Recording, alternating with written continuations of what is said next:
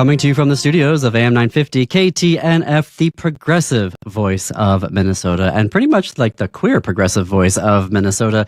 This is The Gaily Show. I am your host, JP Derabagosian. We are your answer to the question, what is a queer thing I can read, go, or watch in the Twin Cities and beyond? And I am so thrilled because it is the holiday season, and if ever we needed to have a Boilermaker, it's right now, and we have the Boilermaker of A Christmas Carol productions. It's called Scrooge and Rouge, playing at the Open Eye Theater, opening on November 30th. The producing artistic director of Open Eye Theater is our friend Joel Sass, friend of the show, joins me now. Joel, hello, welcome back to The Gaily Show. Hey, JP, and everybody else listening out there, thanks for having us back. So I love in the description why I'm saying Boilermaker is that in the description of the show on you all's website, it says that if A Christmas Carol is a hot toddy, then Scrooge and Rouge is the Boilermaker. So tell us about the show and why we all need to be buying tickets yesterday. Oh, yeah, definitely. Well, I think we all know A Christmas Carol. It's a beloved holiday classic, and it's been adapted about 10 million times. But one of the more unique adaptations is the one that we stumbled across and discovered no one's done it in the upper Midwest. It's called Scrooge and Rouge, really? And it is it's an English music hall riff on A Christmas Carol. An English music hall is, I guess, what you would say the Brits version of what we would call vaudeville. So, smoky footlights, raunchy costumes, badly behaved performers, but really talented. A lot of comedy, but a lot of heart. So we call it "Have Yourself a Naughty Little Christmas" because it's I would say friendly for 14 and up, but it's as if people go, what is the show like? What does it do into A Christmas Carol? And I say, well, imagine if you took Drag Race, collided it with Monty Python and Charles Dickens' Victorian melodrama. With some live piano and three fearless and multi-talented performers of everywhere on the queer spectrum and queer adjacent, doing the holiday show that should be for the rest of us. If you want something a bit more unbuttoned than, the regular version you could find around town, ours is the one for you. And if you want one that's like a little tweakier, it's definitely the one for you. So as I understand it in the show, so the plot, if you will, is that there's the acting company is supposed to be putting on A Christmas Carol, but then like a bunch of them fall ill, leaving 3 actors to have to make the show go on, right? Oh gosh, talk about pandemic, very meta. Yes, You're checking all the boxes. Within the show, you bought your ticket to see a kind of rundown Victorian theater where the Royal Music Hall 20-member variety players are going to do this show. But really, tonight, you only get 3 of them because everyone else is bent over with food poisoning. So part of the comedy, as well as the spectacle, is how adeptly and brilliantly these 3 comics run through the entire show with just the 3 of them playing all the parts. So there's a lot of drag, there's a lot of cross-gender casting. There are, of course, going to be some mishaps in that situation that lead to even more comedy and hijinks. And in the space of about a short 2-act musical drama, and it's like probably about 2 hours plus with an intermission, you get the entirety of A Christmas Carol, but so much more. In terms of jokes, bad behavior, lots of laughter. And if ever there was a time where we needed some respite and some humor, I used to say we're probably in it now. I do have questions about that, but pardon me, a humorous question. So obviously this would be maybe your best version that you like to see of A Christmas Carol, but what is your favorite other traditional version of A Christmas Carol, and why is it the Muppets Christmas Carol? You know what? There's 2 things on that. The Muppet Christmas Carol is one of my 2 favorites. Right. Because, it's people with their fists shoved up felt, puppets doing A Christmas Carol. But the heart of it is so sincere, and you can see it done with human beings and it can leave you cold. So the Muppets, I thought, nailed the spirit, if you will, of the show. But if you're looking for, what's your respectful, more traditional approach? I have to say it's the George C. Scott televised version of, I don't know, it's probably the late 80s maybe, had a place in my heart. The one that I've never seen anybody do yet is the one-person Christmas Carol, where it goes back to it's a real ghost story. Well, somebody's got to do a version where it was written as a ghost story in the dead of winter for Christmas, and sometimes you can see all these ghosts. Like our show is like that; they're there to have fun and instill laughter. But there is something about a version where it's an actual ghost story that kind of raises your hair on your head, so you feel like you came close to death, but come out on the other end, re-inspired to engage with the living and be the better you, is a version I'd like to see. So more like A Nightmare Before Christmas, then. There you go. Okay. Thank you, Tim Burton. Yes, that must be acknowledged. Well, for folks, I don't know if you can't know this already, but Open Eye also does some amazing puppetry work, which is why I wanted to also ask about the Muppets, because Open Eye, your productions of that are absolutely spectacular and also super queer. So I really wanted to get a plug-in for that as well. There are all the feelings about the catastrophe that happened on November 5th. Still unfolding. I would... still unfolding, and right when I feel like I can get my hands around it and go, okay, this is what it's going to be. I can get through this for 4 years, and I get 17 more things that they're going to do, and I'm like, so as the producing artistic director of a excellent and necessary theater company in the Twin Cities, how are you? And I know it's way too early to be talking about this is our plan of how we're going to respond, but where do you see, maybe historically, the role of theater as sites of resistance, as refuge? What we why we need theater right now? Maybe that's the question that I'm asking. This is all going to be subjective. It's just me, and even though I lead the theater, I do that in community. So a lot of my job right now is to listen to the artists that are in our circle or are looking to become part of the circle, and what do they need in terms of support, or what do they want to say that needs a platform? So that's like a big part of it. And that, as you say, that's going to be evolving actively in the months and unfortunately years ahead. For myself, I think it's two things. I think theater, well, what's happening now is an assault on multiple communities, our sense of community. If you're at all an empathetic citizen, you can feel driven into isolation or despair or immobility. So coming together in fellowship to be in conversation and be planning or taking action or even just sharing space or providing a respite from the necessary and heavy considerations that are part of our day-to-day going forward is part of the package here. So I think, some of the work that you're going to see happening at Open Eye, and I'm sure our sibling organizations, is going to be stuff that's speaking directly in critique or protest or activist inspiration to what is going to be necessary going forward. Other work, and I believe this is as important, to provide opportunities of respite and release. A lot of the work is not going to be fun. You can lean into that more effectively if you've been giving yourself the necessary time to find laughter. And in this show, considering all the legislation that we're going to see coming out, that's going to be trying to roll back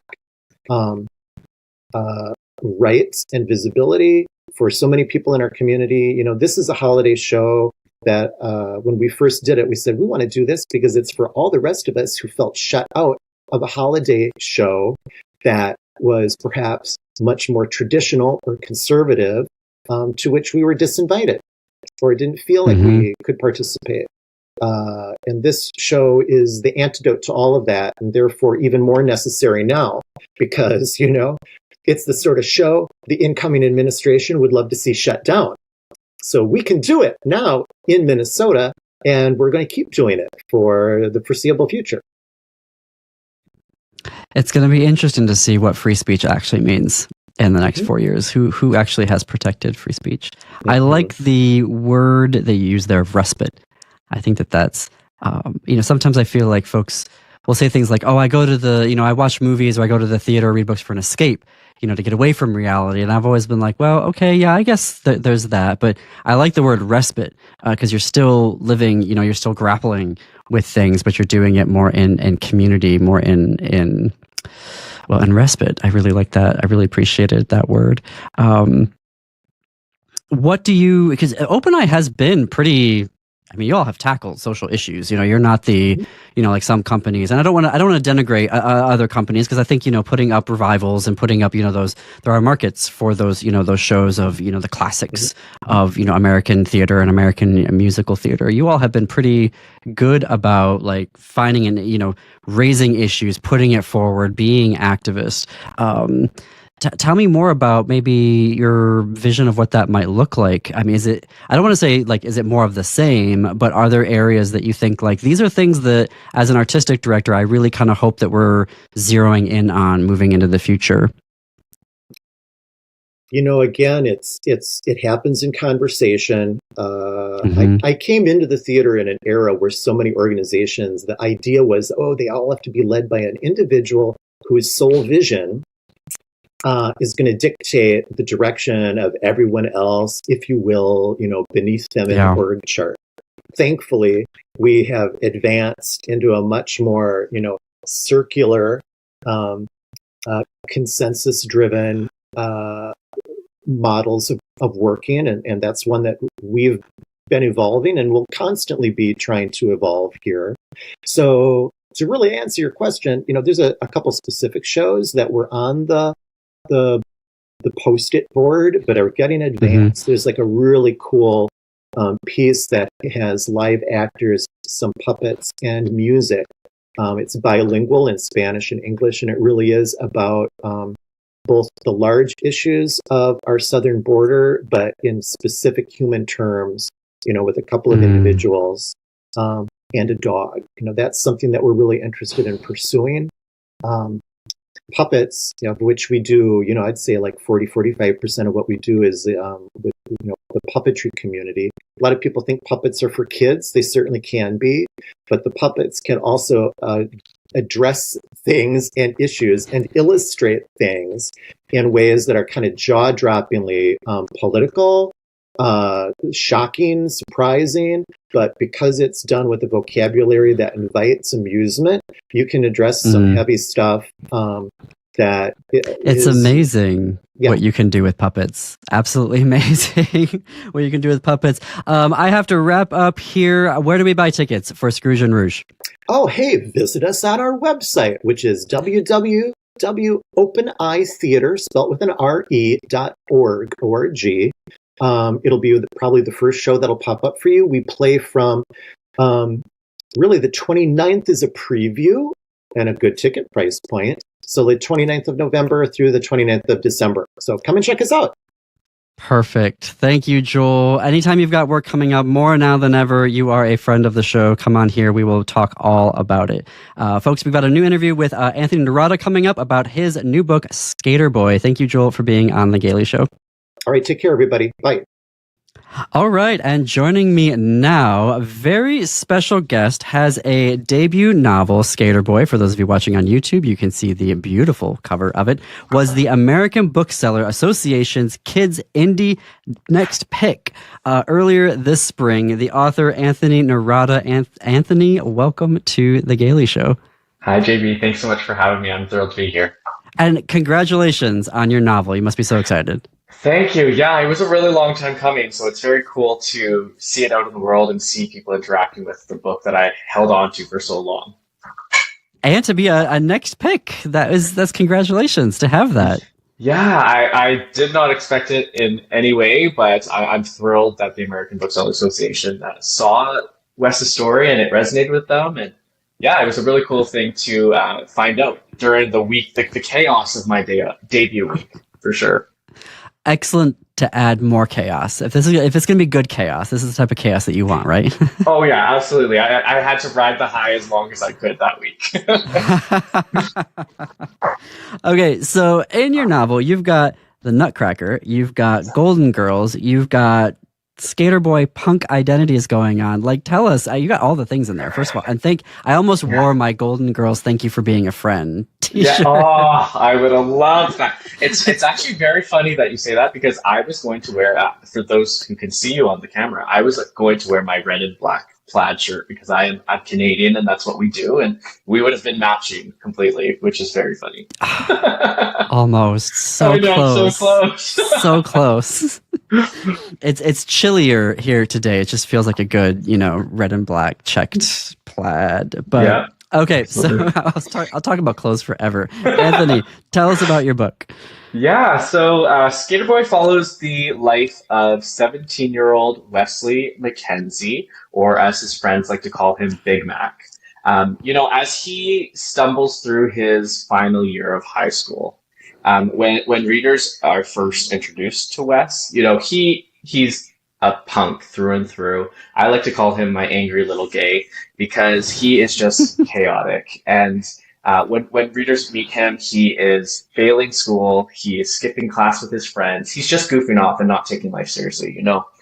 His mom is engaged to a guy that he just cannot stand, and nothing seems to be working out for him. And it isn't really until he attends the Nutcracker with his mom, or rather, he's dragged to a production of the Nutcracker, where he meets an out and proud male ballet dancer, ballerino, named Tristan, who really challenges him to be himself and to find his place in a world where he feels he does not belong. There are all these labels going on in his head. Is he a punk? Is he a hothead? Is he gay? And he cannot reconcile those things with the image that he has of himself. And Tristan really challenges that and helps him find his place in the world. I love that. I love that. And so I saw in the initial note that you had to the reader that you didn't want coming out to be the focus of Big Mac's story. Why not? I mean, I have thoughts about this, but I want to hear from you about why wasn't that the focus? Yeah, I think it was very important for me to especially highlight that in the author's note at the beginning, because when I went into this book, I wanted it just to be a lighthearted romantic comedy, and it's so not that if you've read it.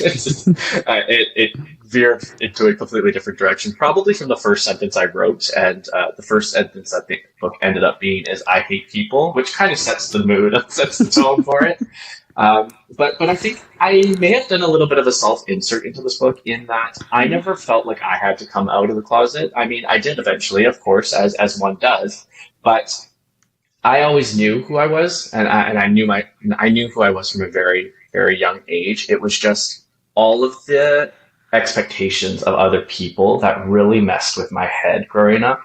I was student council president. I was a go-getter through and through, and I think a lot of that was me masking the insecurities I had around my sexuality. And so when it came to Wes's story, I already introduced the character as this guy who all these people had expectations of, just like myself, but they were in the negative light. Like, he was not a good kid. His guidance counselor does not take him seriously, and he really struggles with those labels. And so I didn't want labels to be the whole thing that this story was about. I wanted the story to be about Wes figuring himself out, not being told who he was. So that's kind of where it started and where it ended. And I think there are so many beautiful coming out stories in this world, and they are so needed for 1,000,001 reasons. And of course, by me saying that, Skater Boy is a coming out story. It does become a coming out story, but again, I never wanted that to be the intention, because I wanted it to just be a gay kid breathing his story to the world. I love it. I love it, which is why, I wanted to ask you about it. It flagged for me when I read the author's note, because YA authors are doing so many amazing things and really doing some magical, very interesting, very liberatory, revolutionary work around the idea of coming out right now. And so, it's not the same idea of coming out that we had in literature. Well, I mean, what am I talking about? There were no YA queer lits when I was growing up. But lately now to have that wrestling of it, it makes it very urgent, makes it very now. And I think it's going to be all the more relevant given what we're going to have to deal with for the next 4 years. But also for folks who are doing Christmas shopping, it's about the Nutcracker. And you can read the book and then go see the Nutcracker and find your queer boyfriend. Totally. And I know, I've seen all of these posts online about the top 50 holiday books to read. And I was like, well, my book does take place at Christmas time. And my characters do play a drinking game watching White Christmas. Like, this is a Christmas book if you want it to be. Absolutely is. It absolutely is. It ticks all of the boxes. You had a thing in there talking about the idea of coming out and how you chose to represent that within the story. You also have in the author's note about pushing back on the idea of acceptably gay. And I thought that was very interesting, and how you were creating Wes and how you were creating Tristan. To tell me more about that idea of acceptably gay. Yeah, that's, again, probably a self-insert, because growing up, as much as I knew that I was gay, I never felt like I belonged. Like, when we think of the stereotype that the media has portrayed gay men as, I did not check any of those boxes. Like, I just didn't, and I never have. And I talk about this a lot with my husband, because he is very much the same in that we never really felt like we belonged in our own community, which is so sad, because we are very much a part of this community. I'm definitely a 6 on the Kinsey scale, but I never felt like I belonged. And so that was something I wanted to explore with Wes, because he, again, like I mentioned, he's a hothead. He lets his emotions out, and he doesn't care what people think. And he might rub people the wrong way. I know that he has rubbed people the wrong way, and that was actually my intention, whether readers like that or not. In that, I wanted to show that there are so many ways that people can be gay, and just because you are gay doesn't mean you can't be X, Y, and Z as well. Like, and so, yeah, that acceptably gay concept is something that I love to read about in other people's stories, and I have explored as I'm going along, writing other books too. Because what is being gay? I don't know, because I never saw that.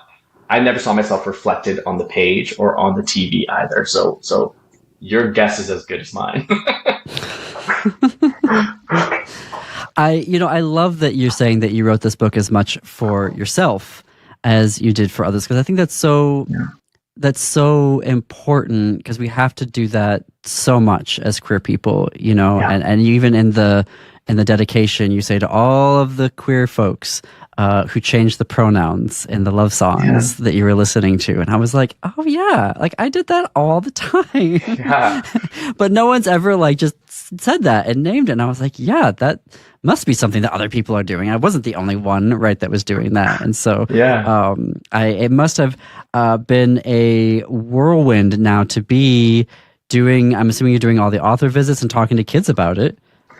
Yeah, I've done. Yeah, this past year has been wild, because I've been able to connect with so many kids and GSA clubs, and just getting to talk to kids about my experience and see how Wes's story and even my own story has resonated with them, and it's been a really very cool experience.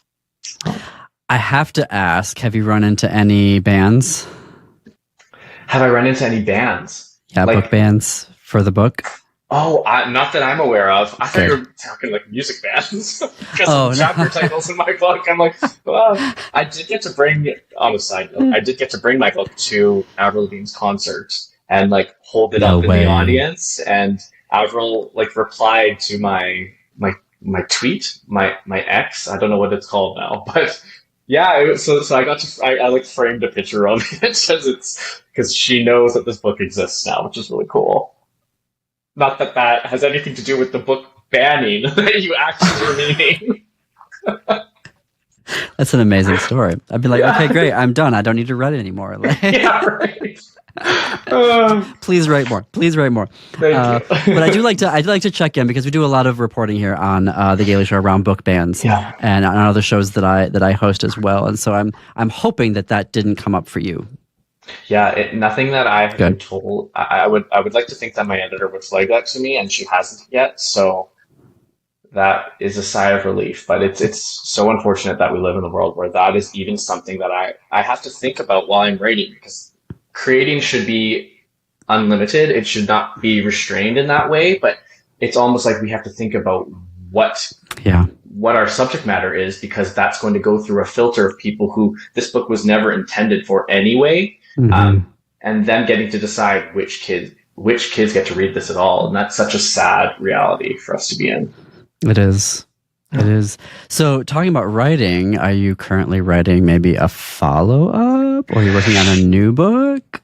Yeah, so I have, I mean, I'll never say never, but there are no plans for there to be a follow-up for this book. I kind of got Wes's story out and that was it, but I do have quite a few other books that I'm in the process of writing and editing and sending off to my agent. So hopefully you haven't heard the last from me. Oh, no, we better not. We better not. How do we stay in touch with you right now? How do we connect with you on social, your website? Yeah, totally. You can follow me on any social media platform at Anthony Nerada. I also update my website very often at www.anthonynerada.com. Perfect. Well, the book is Skater Boy. It is out now. You can get it at all of your fine local retailers. Independent, please, if you listen to this show. It is a Christmas book. Please definitely get it. Anthony, thank you so much for being on The Gaily Show. Thank you so much. I had a blast. Absolutely. And thank you, listeners at home, for listening. You can follow us at _Gaily Show on Instagram. You can check out all of our episodes everywhere you get your podcasts, and our YouTube channel, or on am950radio.com. And until next weekend, see you queers and allies in the bookstores.